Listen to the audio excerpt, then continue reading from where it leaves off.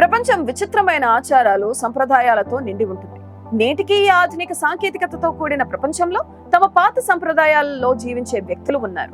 వారి జీవన విధానం, సంప్రదాయాలు చాలా వింతగా, కొన్ని ప్రాంతాల్లో ప్రమాదకరమైనవిగా ఉంటాయి. వాటి గురించి వింటే గూస్ బంప్స్ నిలబడడం గ్యారంటీ.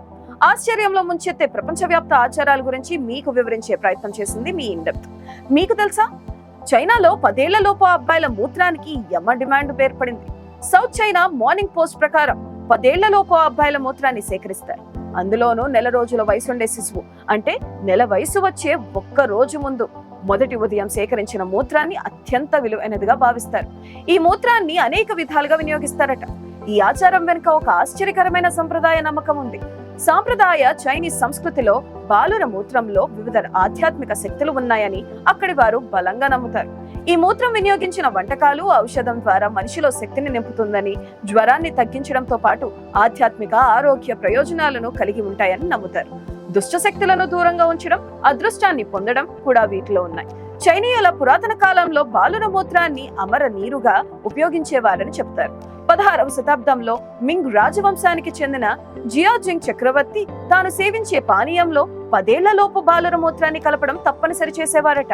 చైనాలో ఇలాంటి వింత వికృత ఆచారాలు బోలెడని కనిపిస్తాయి. నిజానికి చైనీయుల ఆహారం, పానీయాల విషయంలో ఇతర దేశాల కంటే చాలా భిన్నంగా ఉంటుంది. ప్రపంచంలో ఎక్కడా తినని జంతువుల మాంసాలను కూడా చైనాలో లొట్టలేసుకుని తినేస్తుంటారు. బెజియాంగ్ ప్రావిన్స్ లో అబ్బాయిల మూత్రంలో ఉడకబెట్టిన గుడ్లు చాలా పాపులర్. ఫుజియన్ ప్రావిన్స్ లో అబ్బాయిల మూత్రంతో తయారు చేసిన పంది మాంసం వంటకాలు కూడా లభిస్తాయి. తూర్పు చైనీస్ నగరం డోంగ్యాంగ్ లో 10 సంవత్సరాల కంటే తక్కువ వయసున్న అబ్బాయిల మూత్రంతో గుడ్లను నానబెట్టి లేదా ఉడికించే పద్ధతి స్థానిక సంప్రదాయంగా భావిస్తుంటారు. అందుకే డోంగ్యాంగ్ ప్రావిన్స్ లోని ప్రాథమిక పాఠశాలల టాయిలెట్స్ నుంచి పిల్లల మూత్రాన్ని బకెట్లతో సేకరిస్తారు. ఈ మూత్రంలో గుడ్లను బాగా నానబెట్టి ఉడికించి సర్వ్ చేస్తారు. అవి బోలెడు ఆరోగ్య ప్రయోజనాలు అందిస్తాయని అక్కడ ప్రజల నమ్మకం. అవి తింటే వేసవిలో హీట్ స్ట్రోక్ ముప్పు తప్పుతుందని, కీళ్ల నొప్పుల నుంచి ఉపశమనం లభిస్తుందని అక్కడి వారు చెప్తున్నారు. అందుకే డోంగ్యాంగ్ నగర ప్రజలు ఈ వంటకాన్ని ఇష్టంగా తింటారు. చాలా మంది 10 ఏళ్లలోపు అబ్బాయిల మూత్రాన్ని ప్లాస్టిక్ సంచిలో ఉంచి ఇంట్లో ఉంచుతారట. ఇలా చేయడం వల్ల ఇంట్లోకి చెడు శక్తులు రాకుండా పారద్రోలగలుగుతుందని అక్కడి వారి నమ్మకం. ఇలాంటి నమ్మకాలను పలు చైనా సినిమాల్లోనూ చూపించడం జరిగింది. చైనాలోనే మరో సంప్రదాయం ఉంది. భర్త తన గర్భిణీ భార్యతో కలిసి కాలుతున్న నిప్పులపై చెప్పులు లేకుండా నడుస్తారు. ఇలా చేయడం వల్ల డెలివరీ సులభంగా జరుగుతుందని నమ్ముతారు. దక్షిణ కెన్యా, ఉత్తర టాంజానియాలో మసాకి అనే అడవి తెగ ప్రజలు వివిధ శుభ సందర్భాల్లో ఆవు రక్తాన్ని తాగుతారు. ఇది పిల్లల పుట్టుక, వివాహ సమయంలో కనిపిస్తుంది. ఇక్కడ ఈ వ్యక్తులు మొదట ఆవును బాణంతో గాయపరిచి ఆపై దాన్ని పీల్చి దాని రక్తాన్ని తాగుతారు. ఈ సమయంలో ఆవు చనిపోకుండా ఉండేందుకు ప్రత్యేక శ్రద్ధ తీసుకుంటారు. ఆఫ్రికాలోని ఇథియోపియాలో ఉన్న ముర్సీ తెగ ప్రజల్లో పెళ్లికి ఓ వింత నియమం ఉంది. ఇక్కడ ప్రజలు వివాహం కోసం రక్తపు యుద్ధాలు చేస్తారు. ఈ పోరాటం కర్రలతో జరుగుతుంది.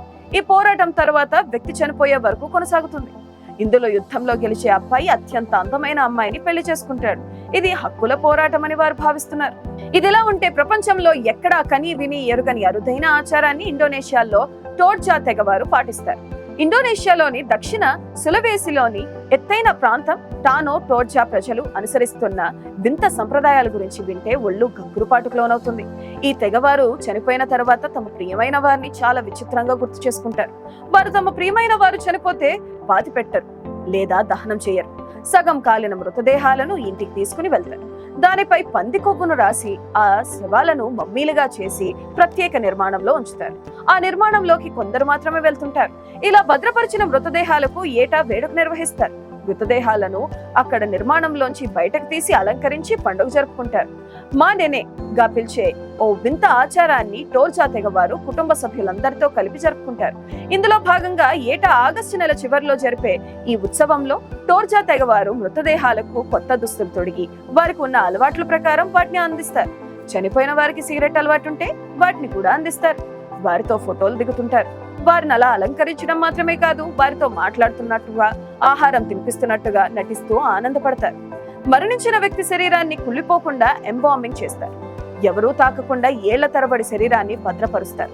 ఇక్కడ ప్రజల విశ్వాసం ప్రకారం ఎంత బాగా సంరక్షించబడిన శవం వారి కుటుంబీకుల్లో మంచి భవిష్యత్తును అందిస్తుంది. కాబట్టి మరణించిన వారిని ఉత్తమ స్థితిలో ఉండేలా ఆయా కుటుంబాలు చాలా కష్టపడతాయి. మృతదేహానికి స్నానం చేయించడం, వారితో మాట్లాడడం, వారి ఫోటోలు తీయడం, ఆహారం పానీయాలు తయారు చేయడం, సిగరెట్లు తాగించడం వంటి కొన్ని ఆచారాలు కూడా పాటిస్తారు. ఈ సందర్భంగా ఏటా అనేక జంతువులను కూడా బలిస్తారు. వేడుకలు ముగిసిన తర్వాత చనిపోయిన వారి సమాధులను శుభ్రం చేసి అక్కడే పాతి పెడతారు. ఈ ఆచారాన్ని వారు ప్రతి సంవత్సరం పాటలు నృత్యాలతో ఉత్సాహంగా నిర్వహిస్తారు. ఇదే దేశంలో మరో వికృత సంప్రదాయం కూడా ఉంది. ఇక్కడ డానీ తెగలో కుటుంబ సభ్యులు చనిపోతే స్త్రీలు తమ వేలితో కొంత భాగాన్ని కోసివేయించుకుంటారు.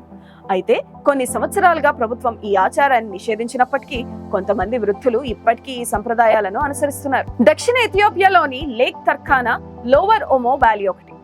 ఇక్కడ సుర్మా అనే జాతి ఉంది. ఈ సుర్మా ప్రజల్లో మల్లి, ముర్సి, సురి, మేఖన్ అనే 3 తెగలు ఉంటాయి. వీరిలో ముర్సి, సురి ఒకే రకమైన సంస్కృతిని పాటిస్తూ వస్తాయి. ప్రపంచంలో ఆడవారి అందాన్ని వివిధ రకాలుగా పోలిస్తే ఇక్కడ వారు మాత్రం ఆడవారి అందాన్ని లిప్ ప్లేట్లతో పోలుస్తారు. లిప్ ప్లేట్ల అంటే ఏంటో తెలుసుకుందాం. ఇక్కడ ప్రాంతాల్లో జీవించే అమ్మాయిల కోసం ప్రత్యేకంగా మట్టి లేదా చెక్కతో ప్లేట్లను తయారు చేస్తారు. ఈ ప్లేట్ల సైజు 4 నుంచి 25 సెంటీమీటర్ల వరకు ఉంటుంది. అమ్మాయిలు యుక్త వయసుకు రాగానే వారి పెదవుల్లో కింద పెదవిని కట్ చేసి దానికంటే ముందు కింద వరుసలో ముందు కనిపించే 4 పళ్ళను తీసేస్తారు. ఇలా చేసిన తర్వాత వారు పెదవి మధ్య ఈ ప్లేట్లను పెడతారు. మొదటిగా 4 సెంటీమీటర్ల సైజు కలిగి ఉన్న ప్లేట్లను పెడతారు. అక్కడి నుంచి రోజు రోజుకు కింద పెదవి విస్తరించేందుకు ప్లేట్ల సైజు పెంచుకుంటూ వెళ్తారు. ఈ ప్రాంతంలో అమ్మాయిలకు పెళ్లి చేసే ముందు ఇద్దరు తల్లిదండ్రులు ముందుగా అమ్మాయి పెదవులనే చూస్తారు. అక్కడి సంప్రదాయం ప్రకారం అమ్మాయి తల్లిదండ్రులకు అబ్బాయి తల్లిదండ్రులు కట్నం కింద పశువులను ఇస్తారు. అయితే ఈ కట్నాన్ని ఎలా ఇస్తారంటే అమ్మాయి పెదవుల మధ్య ఎంత పెద్ద సైజు ప్లేటు సరిపోతే అన్ని ఎక్కువ పశువులు అమ్మాయి తల్లిదండ్రులకు అబ్బాయి కుటుంబం నుంచి కట్నం కింద వస్తాయి. చిన్న ప్లేట్లయితే 40 పశువులను, పెద్ద ప్లేట్లయితే 60 పశువులను ఇస్తుంటారు. అమ్మాయి పెదవుల మధ్య పెద్ద ప్లేట్లు సరిపోయిందంటే ఆమెను అదృష్టవంతురాల్లా చూస్తారు.